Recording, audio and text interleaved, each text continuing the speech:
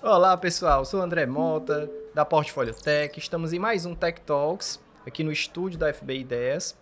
E eu vou falar um pouquinho, né, sobre as metodologias que a gente aplica aqui no nosso dia a dia, né, metodologia de BI Analytics, tá certo?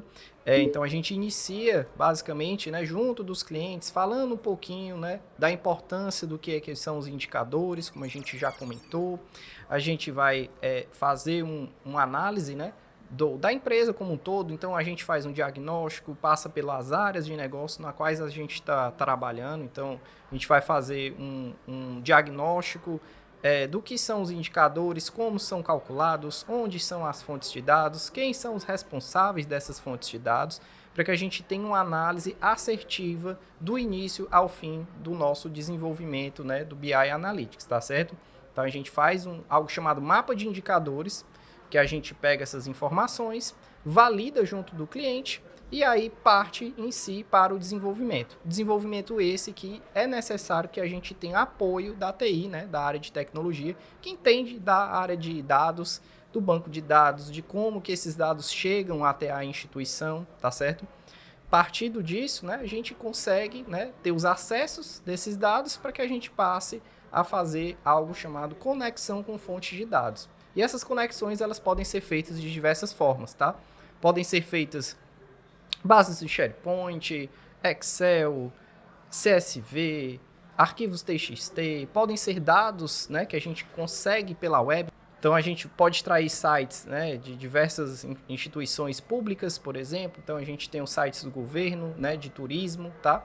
Que a gente consegue extrair e colocar essas informações numa base para que a gente consuma esses dados, enfim. Então a gente parte da conexão, a gente vai para algo chamado ETL, tá? Que aí é a parte de engenharia de dados, né? Extract, Transform e Load, tá? Na tradução aí do inglês, né? Extrair, transformar e carregar os dados, certo? Esses dados, eles são dados chamados dados transacionais, são dados que vêm do seu sistema, né, do seu ERP. Então toda empresa ela tem um ERP que ela utiliza, um CRM que ela utiliza, e aí essas informações elas são utilizadas para que a gente comece os trabalhos de análise de dados, né? Então a gente pega o dado bruto, a gente vai carregar esses dados, transformar e partir aí então para o carregamento num DW, tá? O DW é o Data Warehouse, é onde a gente armazena os dados analíticos. Então são diferentes vertentes. A gente vai comentar um pouquinho mais nos próximos episódios sobre isso, tá certo? E aí, então, não vou detalhar aqui, tá? Então, a gente vai partir da parte aí do DW para a parte de construção da análise em si. Então, com o que a gente já reuniu de informações lá na etapa 1, né, que é a etapa ali de levantamento de diagnóstico, de requisitos junto com o cliente, a gente vai fazer, então, os cálculos necessários para que a gente consiga elaborar, né, os nossos painéis, enfim, que também podem ser feitos de diversas ferramentas. Eu não comentei, né, das ferramentas, mas a gente trabalha com diversos tipos de ferramentas principais do mercado, tá? Então a gente vai partir para esse cálculo, cálculos esses já pré-definidos, tá? Na etapa de diagnóstico, a gente vai colocar esses dados na linguagem da ferramenta que a gente estiver trabalhando, independente da ferramenta de visualização de informações. Cada etapa dessa ela vai ter um tipo de ferramenta necessário para que a gente consiga levantar aí as informações. Então, na etapa 1 a gente faz ali um mapa de indicadores, na etapa 2 a gente utiliza ferramentas, né, de ETL. Então a gente tem aí, por exemplo, o Pentaho, o SIS, Alteryx, que são ferramentas próprias para que a gente faça a transformação de dados, e a gente parte então para a parte de análise, utilizando ferramentas de visualização também. Então a gente tem aí, por exemplo, Power BI, Tableau, Qlik. Então vai depender de cada cliente, da estrutura, né, física de cada cliente, né, na qual ele tem isso estruturado. E a parte de banco de dados também, né, a gente aproveita o que o cliente já tem na casa. Então aí a gente tem, por exemplo, ferramentas on-premises, né, que ele tem isso local, ou ferramentas na nuvem, né, então ele vai ter, por exemplo, um Azure, um AWS. Então vai depender do cenário de cada cliente, tá certo? Na parte de análise de dados a gente vai calcular, então, todas as informações que a gente possui aí de início, né, ali no mapa de indicadores, e partindo disso, a gente vai para a visualização e navegação em si dos painéis, tá? Então, é a etapa que todo mundo gosta, né, e para a gente fazer isso bem feito, né, a gente precisa ter essa conversa e ir validando junto do cliente o que é que ele está gostando, o que é que ele está. Então a gente faz um esboço de cores, de acordo com a cor de cada marketing de conteúdo aí que o cliente já utiliza, né? De informações do site, conteúdos aí que eles utilizam já de apresentações, que eles já apresentam para a diretoria. Então a gente vai utilizar essas informações para que a gente apresente da melhor forma, tá? Os painéis. E lembrando também que a gente evita, né, um pouquinho aí, utilizar tabelas. Obviamente a gente coloca, né, porque é importante que a gente tenha aí essas tabelas, mas o bacana é que a gente utilize gráficos, né, que ilustrem e que as áreas de negócio elas consigam tomar decisões assertivas baseadas nisso. Como o Isaías comentou, o número por si só ele não apresenta nenhuma análise própria, então a gente precisa colocar informações que detalhem, né, esse número. Então, se eu tiver aí, por exemplo, 100 mil vendas, eu não tenho como dizer se isso é bom ou se isso é ruim, sem saber, por exemplo, o meu histórico do que aconteceu nos anos anteriores. Então, se eu souber que, por exemplo, em março eu tive 50 mil, em abril eu tive 80 mil, e em junho eu tive 100 mil, então significa que isso foi muito bom, que eu estou tendo um crescimento aí de vendas e que eu tenho que apresentar isso graficamente da melhor forma e que as pessoas interpretem isso de maneira fácil e simples. Então, por isso também que a gente evita as tabelas, porque não são um artifício muito vantajoso para você bater o olho e dizer que aquilo ali está maior ou está menor, enfim.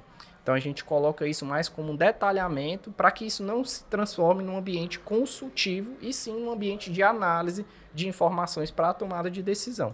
Partindo disso, né, a gente tem a parte de compartilhar as informações, que é a parte essencial. Hoje em dia a gente está trabalhando aí com as LGPDs, né? Então a gente tem que ter a segurança do dado, a informação de quem a gente está compartilhando. Então é importante que seja um ambiente seguro, não haja compartilhamento de senhas e que a gente tenha aí níveis, né, hierárquicos que podem acessar essas informações. Então, por exemplo, da diretoria, né, ela vai ter um acesso a todas as informações da empresa. Já a gerência ela vai ver as informações de todo o seu setor. Os analistas eles vão ver as informações que são pertinentes a eles, por exemplo, né, pode ser um analista, um vendedor também, as informações que são referentes a eles somente, para que não haja, né, aí a divulgação de informações que não são do interesse de cada profissional da empresa, certo? Partindo para a última etapa, né, que é a etapa aí de documentação, que é super importante, né? A documentação é a gente deixar isso claro para o cliente, que tudo que a gente entrega é dele, então a documentação é feita porque a gente sabe que tem a mudança de profissionais dentro da empresa, então entra e sai gente, então é preciso que isso tenha sido bem documentado para que as pessoas saibam como manusear a ferramenta, quais foram as regras de negócio, que isso é super importante também para a gente poder saber se mudar alguma coisa futuramente na empresa, elas entenderem que foi aplicada uma regra de negócio X e agora vai ser aplicada uma regra de negócio Y. Então, a gente utiliza essa documentação para clarear essas informações e que isso fique disponível para o cliente, caso ele queira também dar algum tipo de manutenção, certo?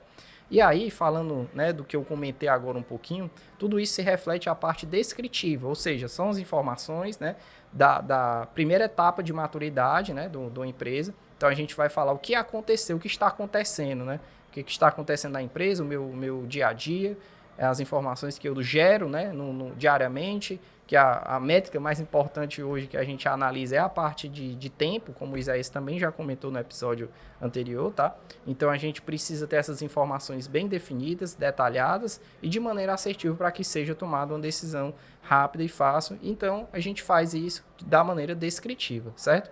E aí, inclusive, né, tem uma parte do estudo do Gartner que 87% das empresas elas têm baixa maturidade em análise de dados, tá?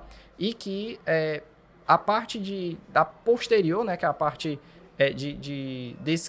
depois da descritiva, as empresas só 13% possuem essa maturidade. São grandes empresas que já trabalham isso com muito tempo e que mesmo assim elas têm uma dificuldade de conseguir, né, profissionais especializados nisso. Então, a parte de predição, principalmente, né, que a gente vai comentar, é algo que é difícil.